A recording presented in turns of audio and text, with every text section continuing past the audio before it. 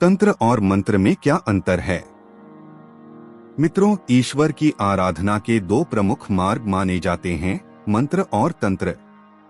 अधिकतर लोग मंत्रों का उच्चारण कर अपने आराध्य देव की पूजा करते हैं, मंदिरों में जाते हैं, आरती करते हैं और भक्ति के पारंपरिक मार्ग पर चलते हैं। लेकिन कुछ साधक ऐसे भी होते हैं जो ईश्वर तक पहुंचने का रास्ता तंत्र साधना में खोजते हैं। उनका मानना है कि जहां मंत्र से भगवान प्रसन्न हो या न हो, लेकिन तंत्र साधना से दर्शन देना ईश्वर की बाध्यता बन जाती है, और वह भी इसी जन्म में। अब जैसे ही तंत्र शब्द सामने आता है, लोगों के मन में डर और भ्रम पैदा हो जाता है। कई लोग इसे काले जादू, ओझासोखा या डरावने साधुओं से जोड़ देते हैं। जैसे फिल्मों में दिखाया जाता है, काले कपड़े, मुंडों की माला, तंत्र मंत्र का भयावह माहौल। पर सच्चाई इससे काफी अलग है। तंत्र विद्या न तो बुरी है, न ही खतरनाक। यह एक ऊर्जात्मक, वैज्ञानिक और आध्यात्मिक प्रणाली है, जिसका उद्देश्य आत्मा को ईश्वर से जोड़ना है। हाँ, यह मार्ग सरल नहीं है। यह केवल उन्हीं के लिए है जो निडर हैं, एकाग्र हैं और सच्चे अर्थों में आध्यात्मिक विकास चाहते हैं। कुछ लोग तंत्र को गलत मानते हैं, तो कुछ लोग इसके रहस्यों को जानने के लिए व्याकुल रहते हैं। लेकिन सच यही है, तंत्र और मंत्र दोनों ही ईश्वर तक पहुंचने के माध्यम हैं। फर्क सिर्फ दृष्टिकोण और साधना के स्तर का है। जिस तरह हम मंत्रों के माध्यम से भगवान की आराधना करते हैं, चाहे वो विष्णु हो, लक्ष्मी, गणेश, राम, शिव या सरस्वती, हर देवता की उपासना के लिए एक विशेष बीज मंत्र होता है। जैसे भगवान राम के लिए राम रामाय नमः मंत्र का प्रयोग करते हैं, या लक्ष्मी माता के लिए श्री बीज मंत्र का प्रयोग करते हैं। यह मंत्र ऊर्जा को जगाने का माध्यम है, एक विशिष्ट ध्वनि, एक कंपन जो हमारी चेतना को देवी देवताओं से जोड़ता है। अब बात करते हैं तंत्र की। तंत्र केवल मंत्रों का जप नहीं है, यह एक पूर्ण प्रणाली है, एक साधना प्रक्रिया जिसमें बहुत सारी चीजें एक साथ जुड़ती हैं। उदाहरण के लिए, जैसे अगर आप पंचांग बनाना चाहते हैं, तो पेड़ की जड़, छाल, तना, पत्ती और फल, इन सभी को एकत्रित करना होगा। इन्हें एक विशिष्ट विधि से, एक क्रम में, एक उद्देश्य के साथ प्रयोग किया जाता है। यही प्रक्रिया तंत्र कहलाती है। तंत्र कोई जादू नहीं, यह एक विज्ञान है। यह ऊर्जाओं को संतुलित करके ईश्वर से संपर्क करने का साधन है। तंत्र कहता है, मंत्र से भगवान प्रसन्न हो सकते हैं, लेकिन तंत्र से दर्शन देना भगवान की मजबूरी बन जाती है। इसलिए तंत्र कोई डरावनी विद्या नहीं, बल्कि ईश्वर प्राप्ति का गूढ़ और वैज्ञानिक मार्ग है। पर इसे साधना, अनुशासन और सही मार्गदर्शन से ही प्राप्त किया जा सकता है। अक्सर जैसे ही हम तंत्र शब्द सुनते हैं, लोग डर जाते हैं, मानो ये कोई काला जादू हो या किसी का अहित करने का साधन। लेकिन सच्चाई इससे बिल्कुल अलग है। तंत्र कोई डरने की चीज नहीं है। तंत्र एक विद्या है, और विद्या वही श्रेष्ठ होती है जिससे किसी का भला हो। अगर कोई इस विद्या का इस्तेमाल छोटी छोटी बातों में लोगों का नुकसान करने के लिए करता है, तो वो न केवल पतन के मार्ग पर है, बल्कि उस विद्या को भी अपवित्र कर रहा है।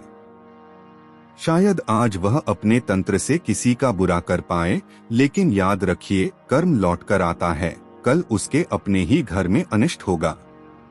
अब सवाल आता है, क्या तंत्र वेदों में है? इसका उत्तर है, बिल्कुल तंत्र वेदों में है।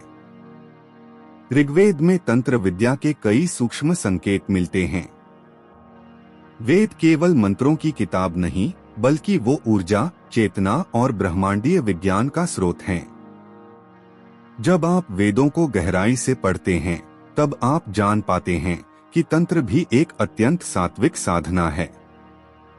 लेकिन अफसोस, अज्ञान और डर ने इस विद्या को हवा बना दिया है। लोग इसे जाने बिना ही गलत समझ लेते हैं। जबकि सच्चाई ये है, जो तंत्र को समझ गया, उसने आत्मा का रास्ता जान लिया। और जो तंत्र से डरा वो केवल भ्रम में जीता रहा। तंत्र एक शक्तिशाली विद्या है, लेकिन हर शक्ति के साथ जुड़ी होती है जिम्मेदारी। आज के समय में सच्चे तांत्रिक तो बहुत ही कम बचे हैं। ज्यादातर तो छोटे छोटे ओझा टाइप के लोग हैं जो खुद को तांत्रिक बताकर लोगों को डराते हैं और इस पवित्र विद्या का दुरुपयोग करते हैं। लेकिन याद रखिए, दुरुपयोग से सिर्फ शक्ति नष्ट नहीं होती, बल्कि व्यक्ति खुद भी पतन की ओर बढ़ता है। तंत्र का मार्ग कभी भी अहित के लिए नहीं था। यह विद्या बनाई ही इसलिए गई थी कि समाज, मानवता और आत्मा का कल्याण हो। जो भी इस विद्या का उपयोग दूसरों की भलाई, रोगनाश, भय शमन या आत्मज्ञान के लिए करता है, वही सच्चा साधक है। लेकिन जो इसे दूसरों को नीचा दिखाने, डराने या स्वार्थ के लिए इस्तेमाल करता है, उसका अंत निश्चित रूप से विनाश में ही होता है। तंत्र शक्ति है, लेकिन उसका उपयोग केवल वहीं करें जहां करुणा, सेवा और धर्म हो। तंत्र विद्या कोई साधारण अभ्यास नहीं है। यह ईश्वर से एकांत में संवाद करने की विद्या है, जिसे केवल वही समझ सकता है जो मौन, तप और आत्मानुशासन के रास्ते पर चला हो। तंत्र को किसी भी दिन, किसी भी समय नहीं साधा जा सकता। यह कोई रोजमर्रा की पूजा नहीं, बल्कि यह ऊर्जा, प्रकृति और ब्रह्मांडीय शक्तियों के बीच संतुलन बैठाने की प्रक्रिया है। इसलिए तंत्र को सिद्ध करने के लिए विशेष काल, विशेष ग्रह नक्षत्र और विशेष घड़ी का चयन आवश्यक होता है। होली, दिवाली, दशहरा, कालरात्रि, अमावस्या, गुप्त नवरात्र, ये वो समय होते हैं जब प्रकृति की ऊर्जा खुली होती है, ग्रह और तारे विशिष्ट संरेखण में होते हैं और साधक ब्रह्मांड से सीधे संवाद कर सकता है। तब साधना का एक एक मंत्र, एक एक क्रिया अंतरिक्ष में कंपन बनाकर देवताओं, ग्रहों और ऊर्जा स्रोतों तक पहुंचती है। अब बात आती है तंत्र के दो मार्गों की। पहला, सात्विक तंत्र। यह तंत्र का शुद्धतम स्वरूप है। इसमें किसी को वश में करने की लालसा नहीं होती, बल्कि स्वयं को वश में करने की साधना होती है। सात्विक तंत्र में साधक हवन करता है, मंत्र जप करता है, ध्यान करता है और आत्मा की गहराई में उतरकर ईश्वर से एकात्म होने की प्रक्रिया में लीन रहता है। यह तंत्र किसी भय से नहीं, बल्कि प्रेम, समर्पण और चेतना की शुद्धता से चलता है। इस मार्ग में बलि नहीं होती, श्मशान नहीं जाते। यहाँ हृदय का मंदिर ही साधना का स्थान होता है। दूसरा, तामस तंत्र।